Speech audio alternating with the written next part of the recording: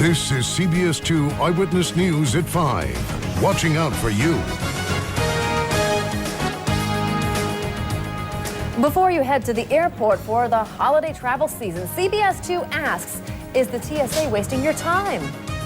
And if you're hoping for snow, keep your fingers crossed. Our Storm Tracker 2 team takes a closer look at when ski season might finally begin.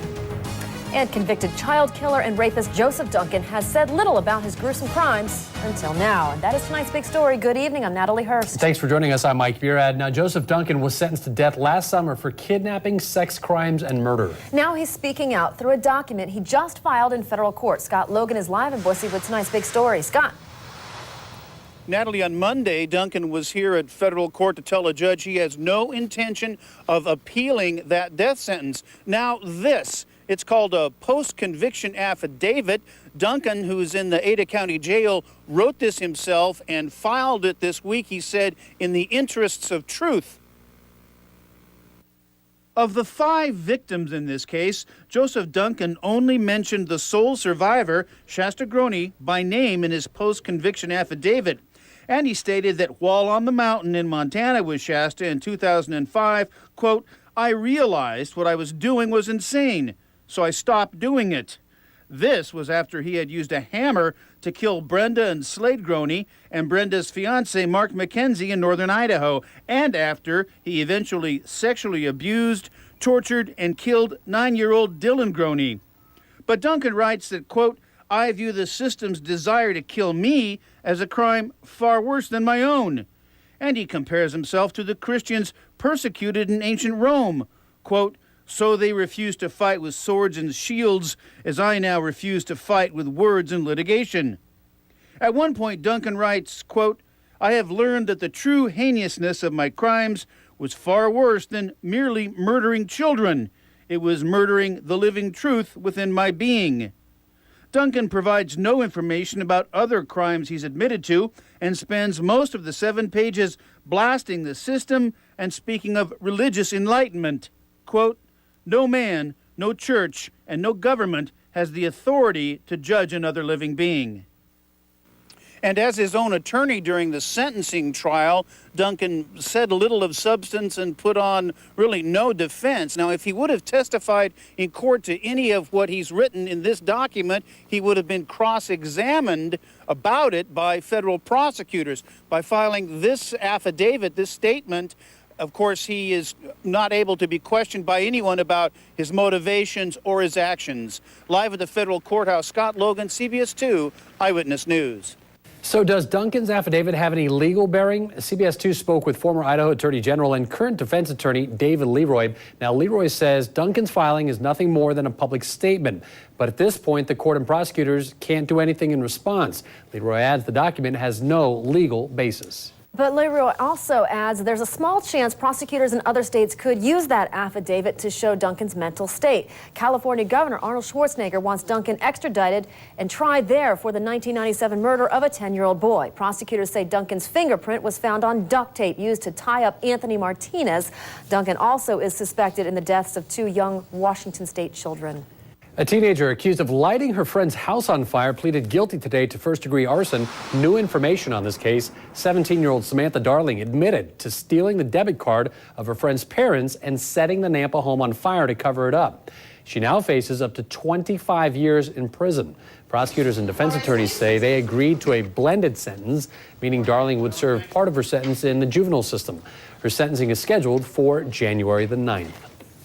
Also, new information tonight about a bank robbery in Caldwell this morning. Investigators now say the 2 suspects actually traveled to the area to rob this Wells Fargo. As CBS 2 first reported at noon, the suspects tripped the alarm and were still inside when officers arrived. They surrendered to police. There was also a car running out front at the time, which officers discovered had been stolen the night before in Meridian. Jesus Mendoza and Julio Gamez are both charged with robbery and kidnapping. The 2 are from Corvallis, Oregon. No major problems to report right now, weather-wise, as people get on the road for those Thanksgiving celebrations. But what about for that return trip? Yeah, smooth sailing for now, but are things going to change? Here's Chief Meteorologist Brian Carrington with your Storm Tracker 2 First Weather. Brian.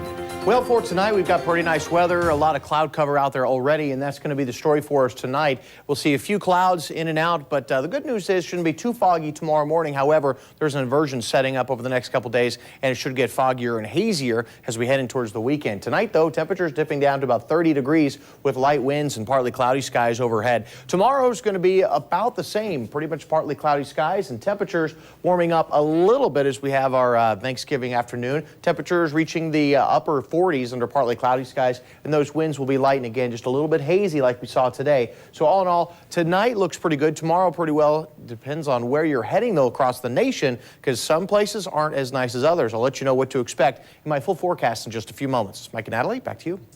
A new study finds fewer than 1% of passengers singled out at airports for suspicious behavior are actually arrested. CBS 2 is watching out for you, and we're asking, are these security checkpoints actually working? Callie Zanandri is live at the Boise airport with tonight's True Squad investigation. Callie.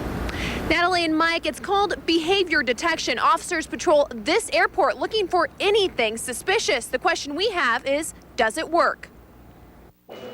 There was something about Frances Smith that made 2 TSA screeners stop her. I'd just been picked, they said randomly. Smith says when she goes through security, she knows screeners are checking her carry-ons for weapons, but she didn't know some specially trained officers are also scrutinizing her face, gestures, and body. I'll go through security, be seated by the gate, and they'll come and say, we need to check you out again. The TSA behavior detection program began 2 years ago. Since then, it led to more than 160,000 people receiving additional pat-downs and questioning.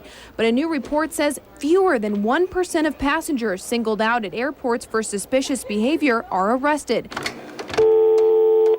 So I called TSA and asked, is the program working? We deal with 2 million passengers a day, so less than 1% is still going to be a significant amount of people. The TSA says officers caught criminals at airports because behavior detection officers can see things metal detectors don't pick up, like nervousness. In the last couple of years, we've made over 2,500 arrests. The TSA won't say if it's caught a terrorist through the program, but the agency says some who are arrested on fake ID charges and scouting an airport for a possible attack. Frances Smith, that passenger who was stopped, she tells me it's no bother to her if the extra security keeps the skies safe. Now, TSA tells me they constantly monitor this program to make sure it's working, and they are still trying to expand the program to even more airports. Reporting live in Boise, Callie Zanandri, CBS 2 Eyewitness News. Speaking of being out at the airport, if you are not flying by the skies this evening, here's a look at the afternoon commute, particularly if you're thinking about getting on the road early to families' houses tonight. Here's a live look out at I-84 and Meridian right now. As you can see in that area, it's typically congested with the construction. We'll keep an eye on that area, as well as I-84 and Franklin. Boy, moving along pretty nicely tonight with that commute. But again, we'll keep an eye on all these traffic cams just in case they change in the next 45 minutes here. Well, this is one of the busiest times of the year for air travel. Boise Airport officials tell CBS 2 there are still open parking spots in all of the lots, including the garage. You can log on to the airport website to check the parking availability before you get there. And CBS 2 just checked the Boise Airport website for delays, and right now it does look like all your holiday flights are on time. In fact, all things considered, things are moving along smoothly for Thanksgiving travelers.